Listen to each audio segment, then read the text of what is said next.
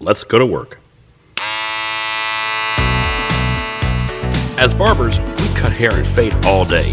This podcast goes beyond the barber's chair and is about the rest of our story, positioning ourselves for success, avoiding costly mistakes, and continuing to grow and thrive as barbers for years to come. Join us as we look at the whole world of barbering and go beyond the barber's chair.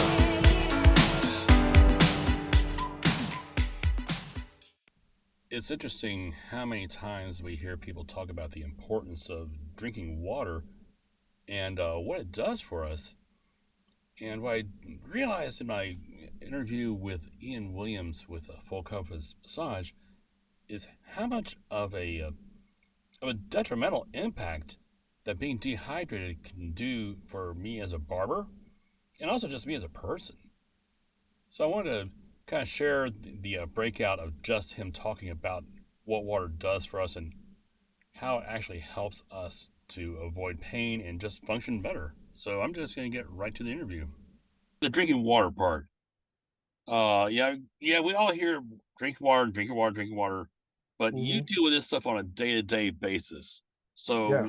as somebody deals with bodies, how does drinking water help out?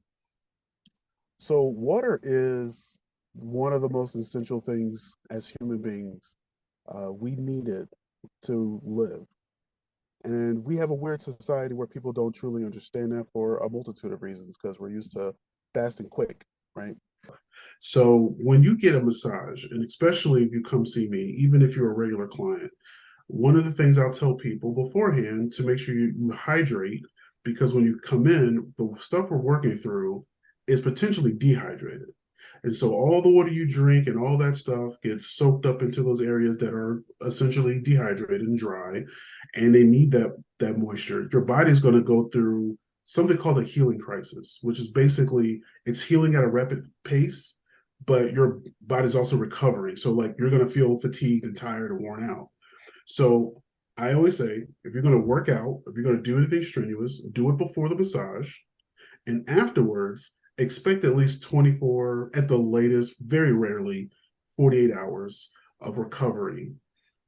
Usually within like the 12 range, you can like kind of feel your body come back to normal. But when you're in that recovery healing crisis period, you want to make sure you are drinking a lot of water, you're taking your time, you're eating lightly, not eating super heavy foods. You're literally giving yourself time to catch up with itself. You mentioned dehydrating when Yeah. you're in the session. Your body actually dehydrates when you're doing all this. Yeah. So what's crazy is your body is going through a healing process. You're literally so we talk about toxins. We refer to not polyps, but adhesions as like toxins, but they're not really toxins. They're just areas. They're things that your body needs. They're nutrients your body needs.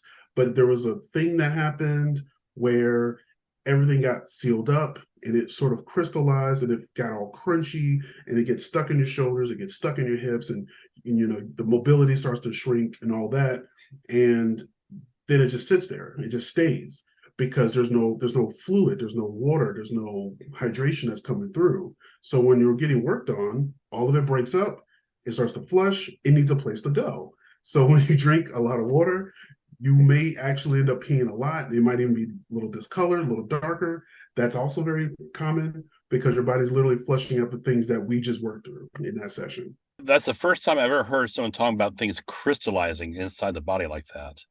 While we're talking about water, what other importance would you attach to drinking water? Because that's one thing I've noticed with massage therapists.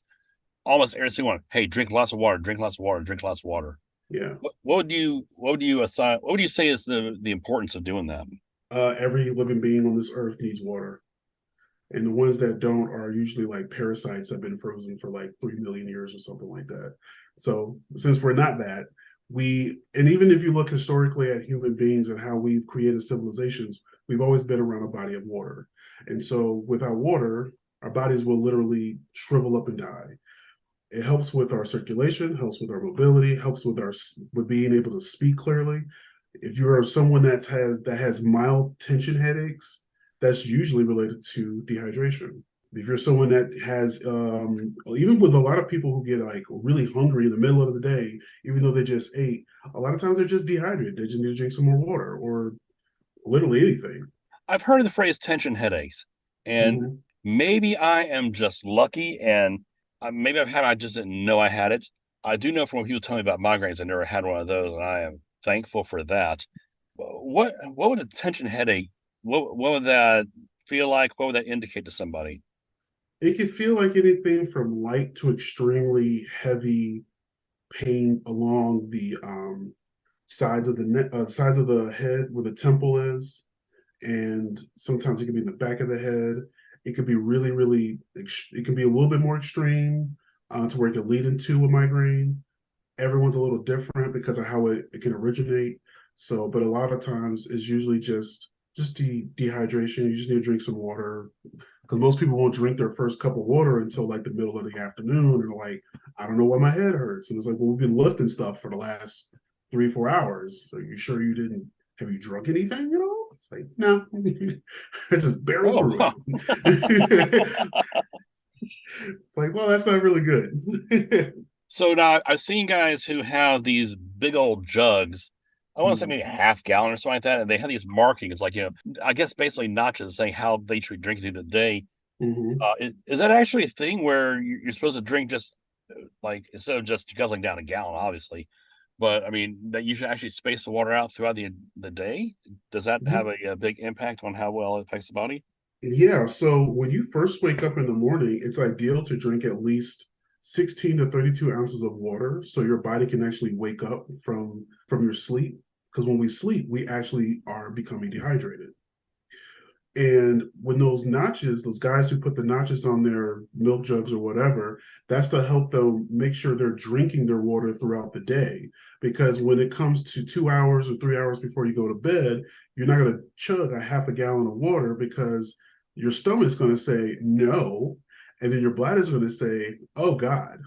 So when you want to give yourself at least an hour before you go to bed to drink any type of liquid, and at least 3 hours before you go to bed with any type of food in your system. So when they do the notches, that's just them trying to make sure they get that full gallon by the end of the day, which is really good because a lot of people don't think to do that. And it's also good to drink water right before you go to bed, that within that hour time frame, Oh, so so you don't feel you as should drink water about within the hour. yeah, within like an hour or so. I know a lot of people have circumstances where they can't really drink anything because their body will process it too quickly, Hmm. which is fine. But for most people, it's totally okay to drink a little bit of water before you go to bed, so you don't feel as like groggy when you get the eye boogers, you get like the scratchy throat, you feel like you just got it takes a really long time for you to wake up. You yawn for a really long period of time. It's because your body's trying to wake up. So getting some water in the very beginning of the day. And that's actually another thing we do. I like to tell people what I recently started doing was tell them bring in a bottle of water. Like if you have a bottle already, that's going to be your constant reminder to like, you know what, I'm going to take a sip. And 9 times out of 10, clients do bring their water in. So also another fun thing I tell people to do is to drink twice as much water after the session because there's so much getting worked through. So we're breaking up a lot of stuff, and once all that stuff gets broken up, it needs a place to go. So balancing out the fluid within your body, drinking water helps with that as well. I'm sort of trying to think of the anatomy courses we had taken, but we didn't exactly go through all the lymphatic systems and things like that. We just knew it was there pretty much. Right. Is water a big part of that as far as just flushing things out through that, or how's that work out? So water is as a whole is just 100% essential. You just want to be, and it doesn't always have to be water. So that's the other part. We like to say stay hydrated. So it can be the food you're eating. It could be a lot of fruit you're eating, water-based fruits, oranges, cucumbers, strawberries, etc. Those things are providing a lot to your body. It's keeping your joints fluid. It's keeping your head dehydrated, so you're not worried about headaches. You're not worried about dry mouth. You're not worried about hunger as much. So it's keeping your flow moving. That's it for today's episode of Beyond the Barber's Chair. I put links for my guests and for anything we discussed in the description. I hope you got something great and that it helps you as a barber and in life. If you like the podcast, I hope that you will tell a friend about it and subscribe so that you don't miss any upcoming shows.